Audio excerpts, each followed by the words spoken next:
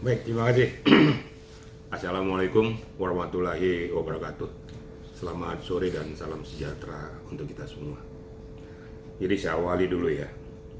Setiap warga negara ya, mempunyai hak untuk minta perlindungan, untuk mendapatkan kepastian hukum tentang peristiwa yang dia rasakan, yang dia alami, yang mengakibatkan menurut yang bersangkutan menimbulkan kerugian baik moral maupun material.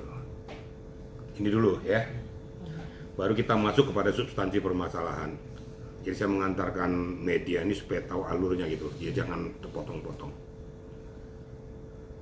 Ini kita mengajukan manifestasi kembali, berarti episode kedua ya. Kalau yang terdahulu itu 100 miliar, yang kedua ini 114 miliar. Kalau yang pertama itu termohonnya itu Reza, kepolisian dan kejaksaan kalau nggak salah ya. Sekarang ini termohonnya adalah Reza dan suaminya. Tinggal begini aja ya. Saya berbicara tentang akidah hukum ya. Ini kan peristiwa pidana sedang bergulir. Menurut hemat saya, sebaiknya setelah selesai putusan sidang pengadilan ini baru diajukan. Kalau dikatakan nih wan prestasi yang mana? Saya juga bingung. Lebih bagus dikatakan sama dia adalah PMH. Atau PMH enggak? Perbuatan melawan hukum, berbeda. Kalau prestasi ini kan berarti kesepakatan antar pihak tentang suatu ikatan perjanjian yang mana tidak dilakukan oleh salah satu pihak atau bahasa hukumnya itu ingkar janji. Itu namanya manifestasi. Nah sekarang kalau sesuatu yang dilakukan itu ya bertentangan dengan akidah hukum dan berbau pidana, itu udah jelas manifestasi itu gugur, nggak bisa berlaku. Biar kalian tahu semua itu media ya. Jadi sesuatu yang berbau pidana itu tidak bisa diajukan jadi manifestasi. Berarti didahulukan hukum pidananya. Nah, hemat saya, saran saya sebaiknya dilakukan saja nanti setelah adanya putusan. Kalaupun mau dilakukan tuh gugatan tuh lebih bagus dilakukan dengan PMH, perbuatan melawan hukum.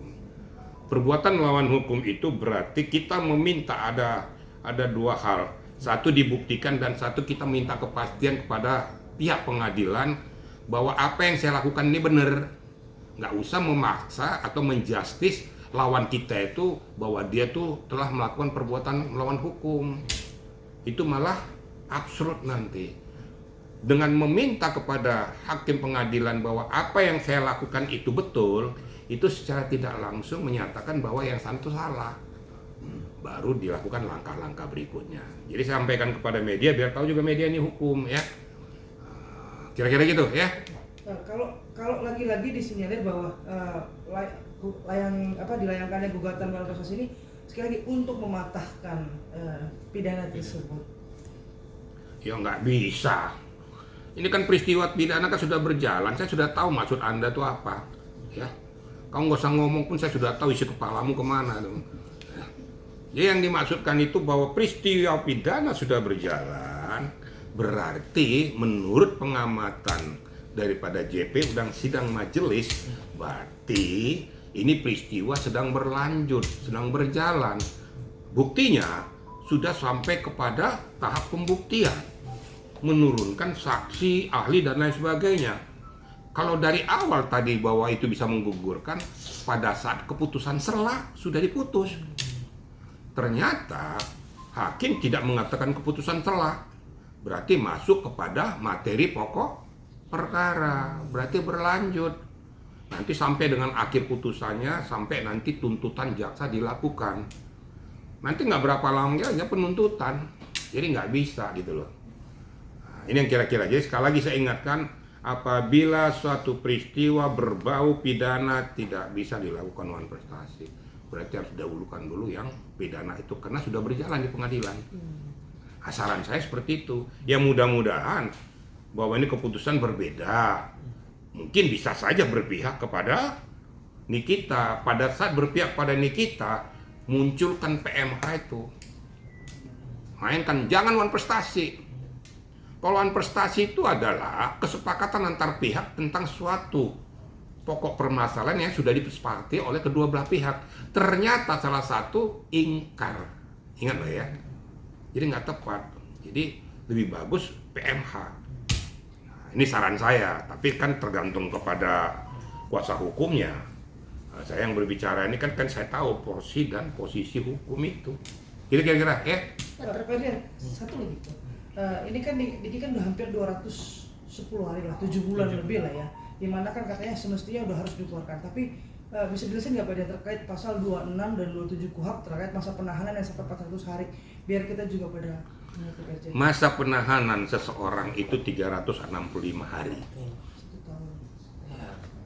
Dari mulai tingkat penyidikan sampai dengan di hakim itu 365 hari. Dan saya yakin majelis hakim sudah memperhitungkan itu. Ini kan sudah masuk di agenda persidangan. Ada kekuasaan JP untuk memberikan batas waktu penahanan, ada juga hakim. Jadi seluruhnya termasuk 365 hari. Saya yakin sebelum 365 hari udah diputus. Cuma ya memang ini terlalu berlarut-larut juga. Seharusnya sidang ini jangan berlarut-larut. Ya kasihan, ya jujur ngomong, saya tidak membela siapa-siapa. Kasihan Nikita juga. Nikita menunggu peristiwa hukum ini selesai. Harusnya dia ada kepastian hukum. Kalau mau selesai atau mau vonis gimana, jangan diperlambat pokok permasalahannya. Itu kira-kira. Jadi berarti hakim punya wewenang juga untuk bukan punya wewenang, memang punya wewenang. Ya, beda ya bahasamu kan? Berarti hakim punya wewenang enggak? Bahasa memang punya wewenang. Penyidik punya wewenang, JP punya wewenang, apalagi hakim. Makanya semuanya terakumulasi 365 hari batas waktu penahanan sebelum vonis dilakukan. Oke, kemudian? Izin mungkin ini kan Nikita Mirzani kan menggugat 114 miliar. Nah itu ada perhitungan nggak sih sampai kenapa? Ada perhitungan nggak sih? Perhitungan apa? Perhitungan kenapa Nikita Mirzani menggugat 114 miliar gitu? Ya itu kan biasa-biasa lah, itu namanya itu immaterial, jangankan 114 miliar, nggak ada menghitung di situ. Emang ada kalkulator di situ? Kan nggak ada. Bisa aja gugat 1 triliun. Itu namanya gugatan immaterial namanya ya.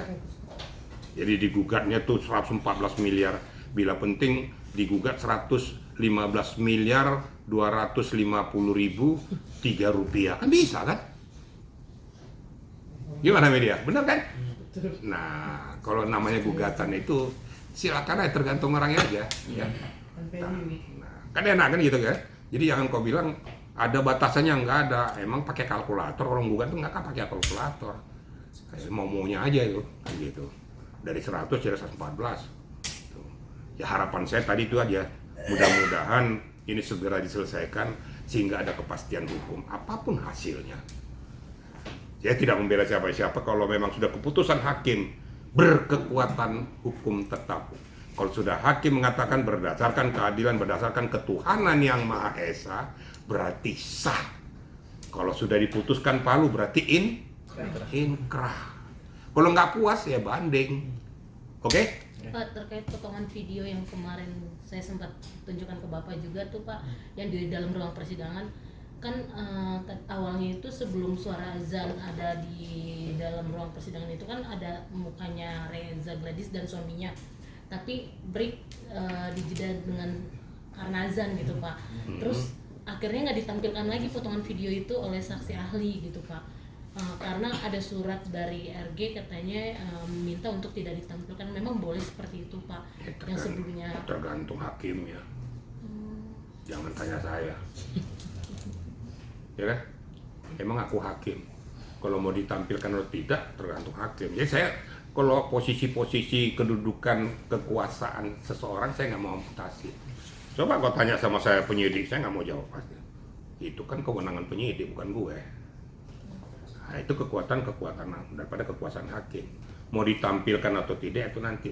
Masalah nanti dia tuh protes atau komplain nanti diajukan oleh yang lain. Kenapa tidak ditampilkan atau kenapa dihilangkan? Siapa lawannya? Silakan ajukan. Kalau memang nanti diterima ya ditampilkan. Kalau nggak diterima ya tetap diamputasi. Jadi nggak ada relevansinya kena azan, nggak ada. Masa ada hubungannya ke azan nggak tampilkan atau enggak? Siluman dong nanti. Terkait kedatangan Bapak kemarin Pak, yang sempat ramai juga di sosmed.